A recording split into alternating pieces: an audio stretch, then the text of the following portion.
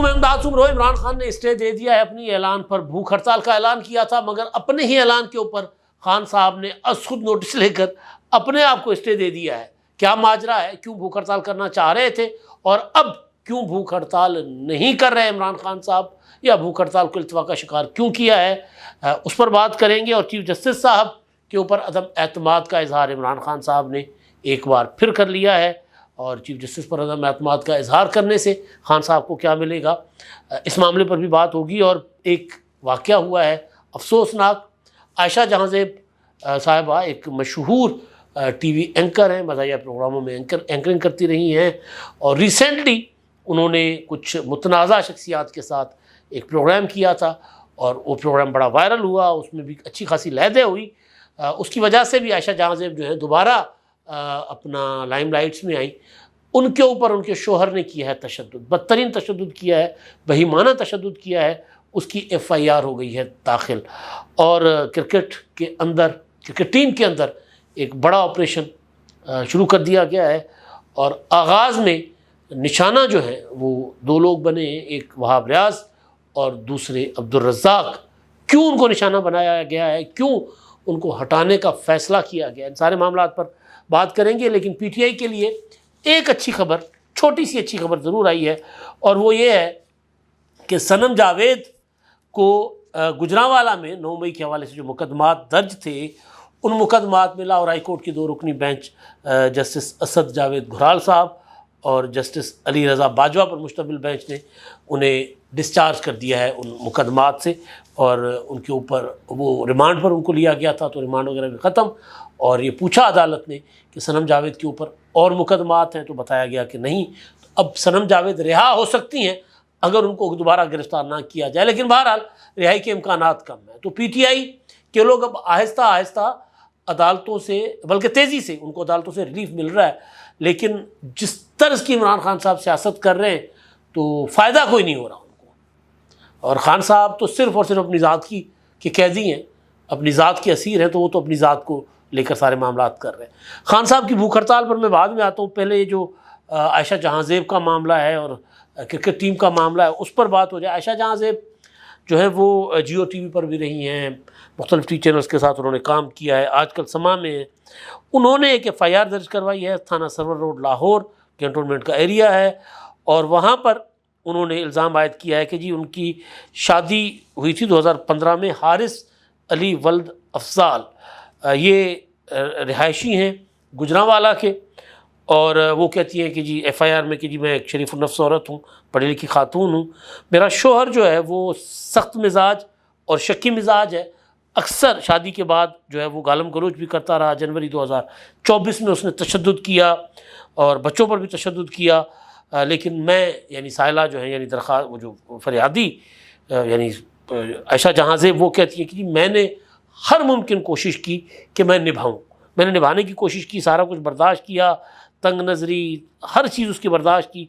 और फिर उसने जून 24 को, अभी रिसेंटली पिछले महीने तशद्दुद किया, और फिर 8 जुलाई, ये अभी दो रोज़ पहले दोपहर 1:40 पर वो घर आता है शोहर, और तशद्दुद शुरू कर दिया। ये तस्वीरें आप देख लें, उन्होंने तस्वीरें भी दी हैं FIR में, ये तस्वीरें भी बाहर आ गई हैं। उनको निशान है चेहरे पर, नील पड़े हुए हैं पूरे के पूरे चेहरे पर। वो कहती हैं जी घर आता है, वो आकर गालम गलोच किया, मारना पीटना शुरू कर दिया, घसीटते हुए बाहर गेट पर ले गया।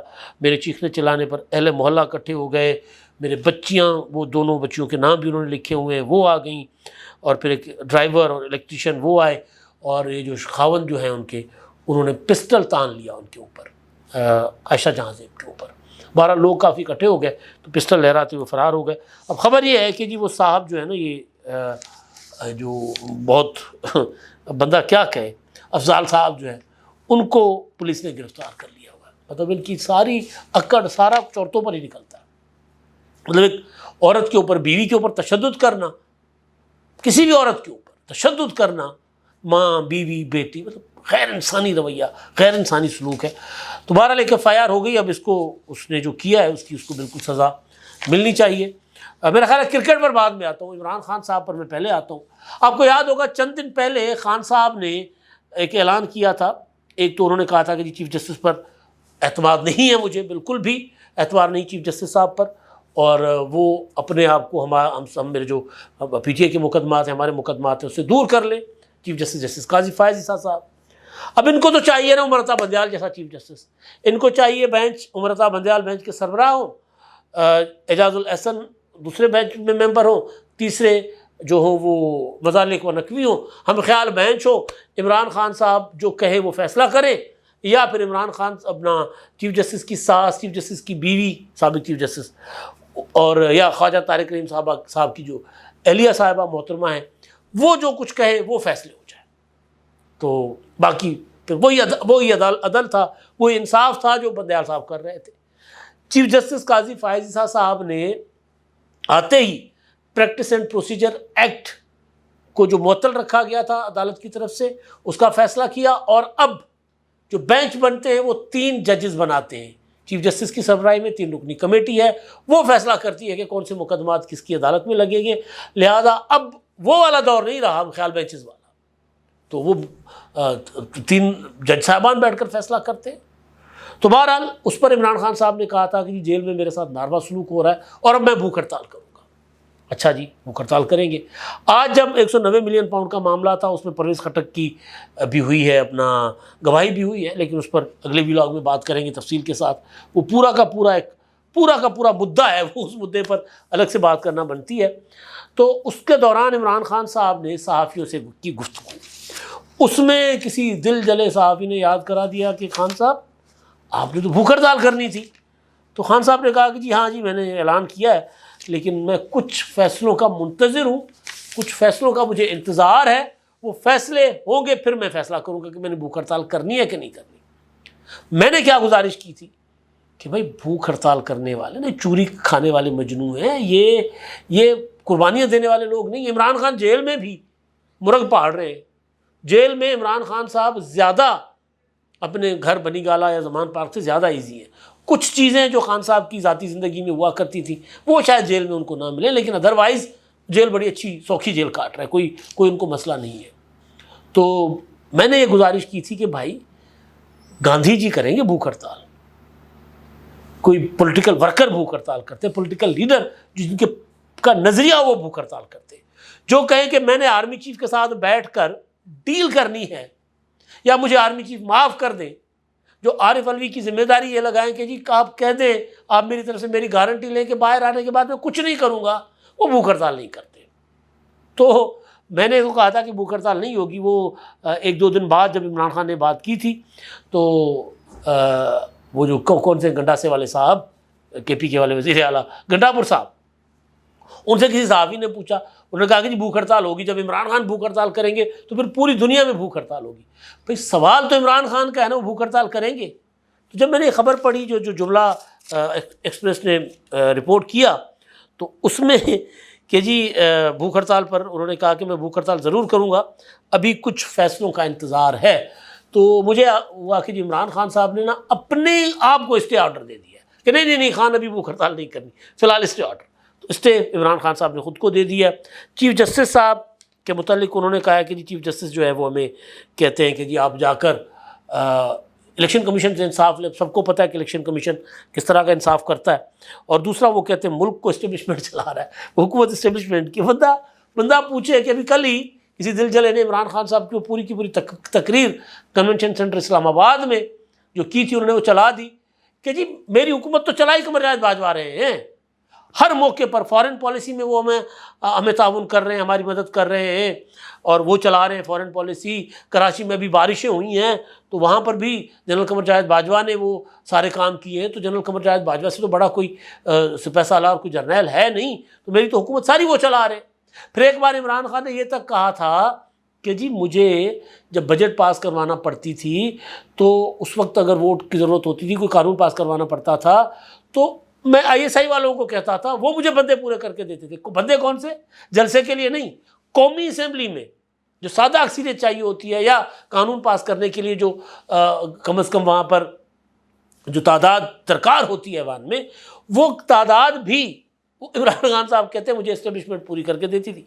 और अब वो कह रहे हैं कि जी मुल्क इस्टेब्लिशमेंट चला रहा है, फैसले SIFC कर रहा है। हम बार बार कह चुके हुए हैं कि पाकिस्तान में इस्टेब्लिशमेंट के किरदार को इमरान खान साहब ने ज़्यादा मजबूत किया है।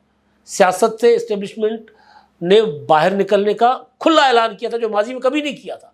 एतराफ़ करके बाजवा ने कहा था कि जी हमने सियासत में मुदाखलत की है, हम इमरान खान को लेकर आए हैं, लेकिन अब हम पीछे हट रहे हैं। DGISPR ने कहा, DGISI ने कहा, सब ने कहा, लेकिन ये साहब जो हैं ये अपनी उस पर थे कि जी मैंने तो फ़ौज और ISI के साथ ही बैठना है।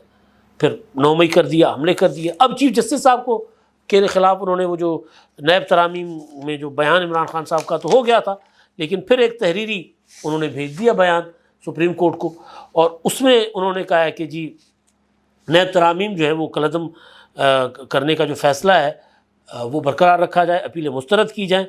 और क्योंकि वो ये कह रहे हैं कि जी लोगों कुछ शख्सियात की करप्शन बचाने के लिए कानून बनाया गया है, तरामीम की गई हैं, लिहाजा इसको नहीं होना चाहिए। और फिर वो अपना रोना रोते हैं फिर ये भी कि जैसे तरमिनुल्लाह ने कहा था कि आपको तरामीम का फ़ायदा होगा, आपको भी होगा, तो मेरा मौक़िफ़ है कि मैं अपनी ज़ात के लिए नहीं मुल्क के लिए। माशाअल्लाह जी, बड़ा ज़बरदस्त, मतलब कमाल है इमरान खान को, मुल्क का दर्द है पेट में इमरान खान साहब के।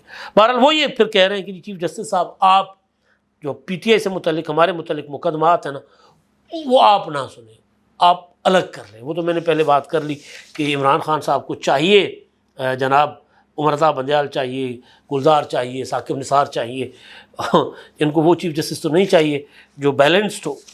अच्छा जी, अब हाँ एक और चीज़ है, वो आज फुल कोर्ट इजलास भी हुआ था, उसमें फ़ैसले के हवाले से जो स्पेशल सीट्स की दरख्वास्त थी सुन्नी इत्तेहाद काउंसिल की, अपील जो थी उस पर क्योंकि फ़ैसला महफूज है तो हो सकता है कल या परसों, हो सकता है परसों जुमे के रोज़ वो फ़ैसला आ जाए, तो बहरहाल वो मामला उस पर अगली व्लॉग में भी बात हो सकती है डिटेल में।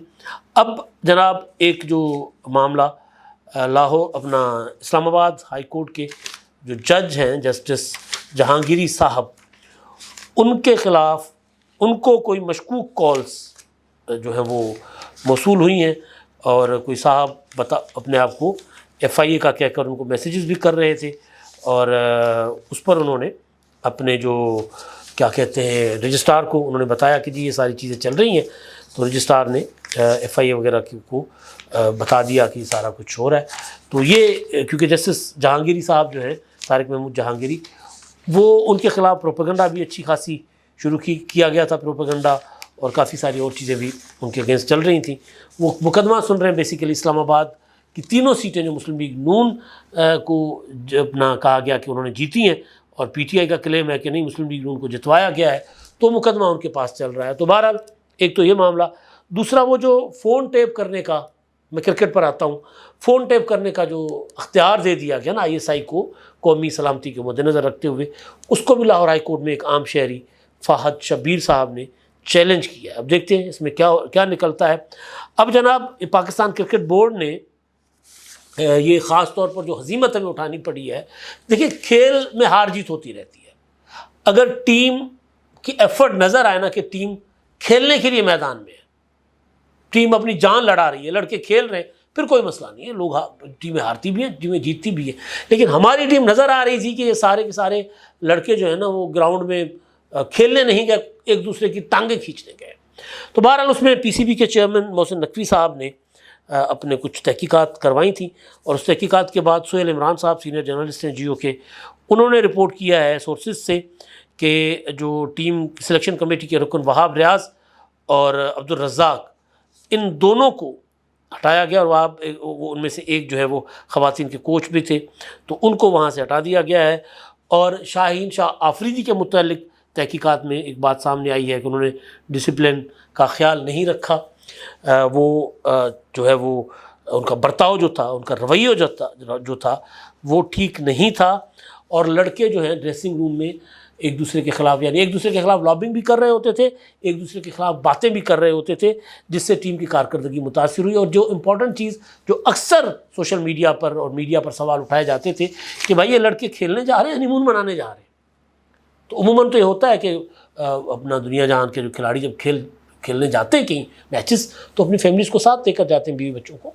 लेकिन बहरहाल इनके ऊपर कारकर्दगी भी नहीं है, और फिर फैमिलीज़ के साथ बीवियों के साथ जा रहे थे, तो ये भी ज़ेरे गौर आया मामला सुहेल इमरान साहब की रिपोर्ट के मुताबिक कि ये भी डिस्कस किया गया कि फैमिलीज़ के साथ जाते हैं। तो फैमिलीज़ के साथ जाने से उनकी कारकर्दगी मुतासिर तो नहीं होती, अपनी बेगमात को साथ लेकर जाते हैं।